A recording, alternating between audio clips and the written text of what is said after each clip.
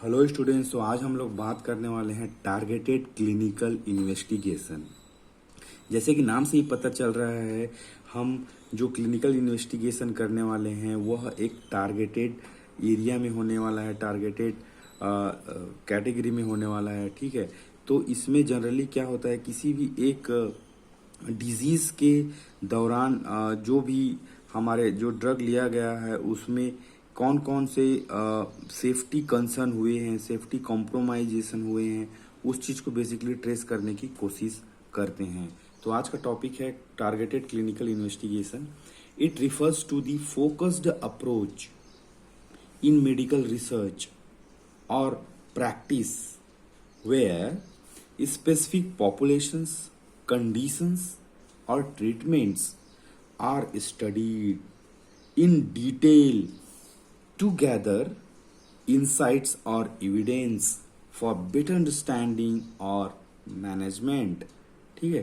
तो यह एक तरह का मेडिकल रिसर्च है और एक तरह का प्रैक्टिस है जिसमें हम स्पेसिफिक पॉपुलेशंस में मान लो कि एक किसी डिस्ट्रिक्ट का हो गया, किसी मतलब स्टेट का हो गया, और उस कौन से कंडीशन में, लाइक कोरोना के टाइम में कुछ जो कंडीशंस हुई थी, सर्दी खांसी जुकाम, तो उस समय एक मतलब पता ही नहीं चल पाता था डिफरेंस कि ये कोरोना का सर्दी है या फिर नॉर्मल सर्दी बुखार है। ठीक है। और ट्रीटमेंट जो एक स्पेसिफिक तरीके का ट्रीटमेंट लिया गया है, जैसे कि मलेरिया, डेंगू का, मतलब अलग अलग एग्जाम्पल मैं दे रहा हूँ, उसको हम स्टडी करके, डिटेल स्टडी करके हम कुछ डेटा गैदर करने की कोशिश करते हैं, कुछ एविडेंस हम वहाँ से प्राप्त करते हैं ताकि हम इस चीज़ को अच्छे से अंडरस्टैंड कर सकें और मैनेज कर पाएं। एक फॉर एग्जांपल के लिए समझते हैं, हाइपरटेंशन है, जो उच्च रक्तचाप की जो प्रॉब्लम है, राइट, हाई बीपी, वो एक क्रॉनिक कंडीशन है कि एक बार होता है तो वो लंबा चलता है। ठीक है। तो इसको इसके मेडिकेशंस के दौरान हम कुछ गैदर करेंगे एविडेंस को सेफ्टी कंसर्न के लिए कि ये मेडिकेशन डोलो मतलब जो भी है एमटी मेडेप जो भी लेते हैं, मतलब बीपी की दवाई, उसको लेने से क्या क्या प्रॉब्लम आया, टेंडन, लिगामेंट, बोन, लीवर, है ना, बहुत सारी चीज़ों को हम इसमें प्राप्त करने की कोशिश करेंगे और एक कंक्लूजन पे पहुंचेंगे कि इतने साल दवा लेने के बाद ये प्रॉब्लम हुआ या होता है। ठीक है।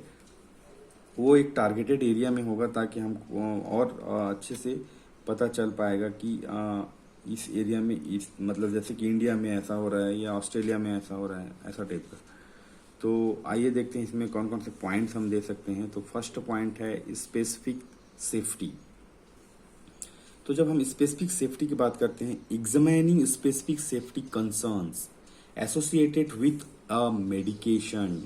For example, risk of cardiovascular events in patients taking a certain class of anti depressants. अब यहाँ पे स्पेसिफिक सेफ्टी क्या है, जैसे कि एंटी डिप्रेसेंट दवाइयाँ जो हैं, जो भी पेशेंट या पर्सन अंडर डिप्रेशन में आ जाते हैं उनको डॉक्टर एंटी डिप्रेसेंट प्रिस्क्राइब करते हैं, जो कि एक नर्वस सिस्टम पे काम करता है। ठीक है। तो ये एंटी डिप्रेसेंट को लेने से जो भी कार्डियोवास्कुलर रिस्क हो रहा है, कार्डियोवास्कुलर इवेंट रिस्क हो रहा है, जो भी हार्ट को प्रॉब्लम होने का जो रिस्क क्रिएट हो रहा है ना, उस क्योंकि यहाँ पे सेफ्टी कॉम्प्रोमाइज हो गई ना, एक तो प्रॉब्लम को ठीक कर रहे हैं, एट द सेम टाइम एक बहुत बड़ा प्रॉब्लम का खतरा दिखाई दे रहा है। तो इस मतलब उस पर्टिकुलर टारगेटेड एरिया में तो उस चीज को हम ट्रेस करेंगे, आइडेंटिफाई करने वाले हैं। ठीक है। Study design. अब स्टडी डिजाइन कैसा होता है, कैसे करना है, इसके लिए टारगेटेड क्लिनिकल इन्वेस्टिगेशन में to the identified safety concern. For example, large scale observational study. उसमें हम क्या, लार्ज स्केल ऑब्जर्वेशनल स्टडी में कैसे होने वाला है, risk of birth defects associated with anti epileptic drug during pregnancy.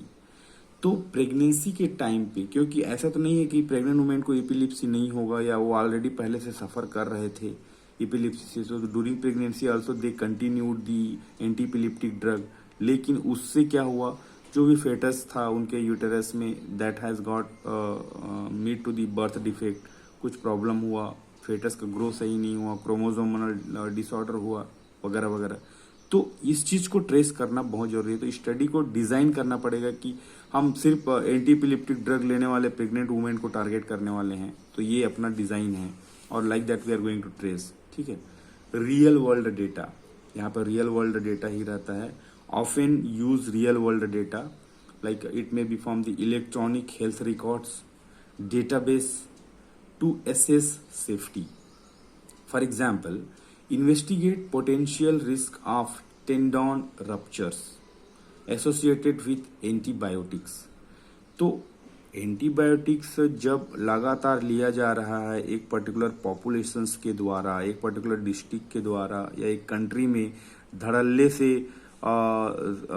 Ampicillin use कर रहे हैं, ठीक है, छोटे से सर्दी खांसी हो गया तो एम्पिसिलिन ले लिए, बच्चों को दे रहे हैं, है ना, और या एजिथ्रोमाइसिन हो गया, तो उससे क्या होता है, टेंडन लिगामेंट जो होता है ना, हमारे बोन्स और मसल्स को जोड़ने वाले जो चीज रहते हैं, उनका रप्चर होता है।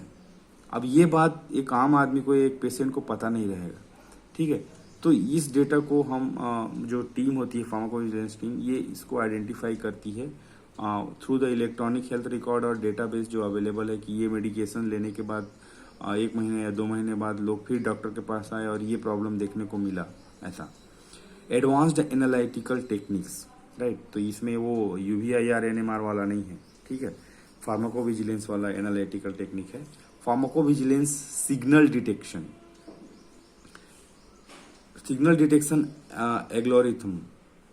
एल्गोरिथम, राइट, और फार्माको एपिडेमियोलॉजिकल मेथड्स, राइट, तो ये सब टेक्निक्स को इस्तेमाल करके हम एनालाइज करते हैं, ठीक है। तो ये नाम याद रख लेना आप लोग, फार्माकोविजिलेंस, सिग्नल डिटेक्शन, एल्गोरिथम और फार्माको एपिडेमियोलॉजिकल मेथड, राइट। उसके बाद 5th पॉइंट है रेगुलेटरी डिसीजन मेकिंग, ये भी इम्पोर्टेंट है क्योंकि अल्टीमेटली अगर कुछ चीज फाइंड आउट होता है तो decision ultimately, for that only we are doing this vigilance, no. The findings from targeted clinical investigations play a crucial role in informing regulatory decision making. ठीक है, तो जो भी फाइंडिंग, जो भी हमें डेटा मिला है, जो भी हमें बातें पता चली हैं, है ना, एक टारगेटेड क्लिनिकल इन्वेस्टिगेशन के दौरान और के द्वारा, यह एक बहुत इंपॉर्टेंट रोल प्ले करता है रेगुलेटरी एजेंसीज को डिसीजन लेने में कि उस ड्रग को बैन करना है, उस ड्रग को मॉडिफाई करना है, उस ड्रग को कंप्लीटली इलिमिनेट कर देना है मार्केट से, क्या करना है, ठीक है। ऑन द सेफ्टी एडवाइजरी, की सेफ्टी एडवाइजरी जारी करना है कि इसको 250 डोज से नहीं लेना है, दिन में एक ही बार लेना है, या अच्छे से सर्दी खांसी या कोई भी बैक्टीरिया या पैथोजन अगर डायग्नोसिस से आइडेंटिफाई नहीं होता है तो इस एंटीबायोटिक को नहीं लेना है, ठीक है।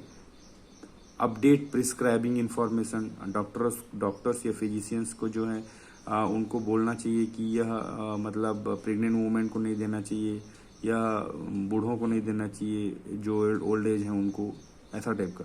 Withdraw the medications from the market, अगर चीज़ें बहुत ही गंभीर हैं, सीवियर हैं, तो उसको रेगुलेटरी एजेंसीज जो हैं वो उसको मार्केट से निकाल देंगे, इलिमिनेट कर देंगे, बैन कर देंगे, कहने का मतलब, राइट। तो ये 5 पॉइंट में अच्छे से हो जाएगा आपका टारगेटेड क्लिनिकल इन्वेस्टिगेशन, राइट। तो इसमें एग्जांपल दे के आप अच्छे से इसको एक्सप्लेन कर सकेंगे और आप अपने दिमाग में रख पाएंगे। यह नोट्स आपको टेलीग्राम चैनल में मिल जाएगा PDF फॉर्म में, लिंक मैं डिस्क्रिप्शन बॉक्स में दे दूंगा, आप डाउनलोड कर लीजिए, चाहे तो खुद का नोट्स बनाइए या डायरेक्टली इसी नोट्स से पढ़िए। Thank you all.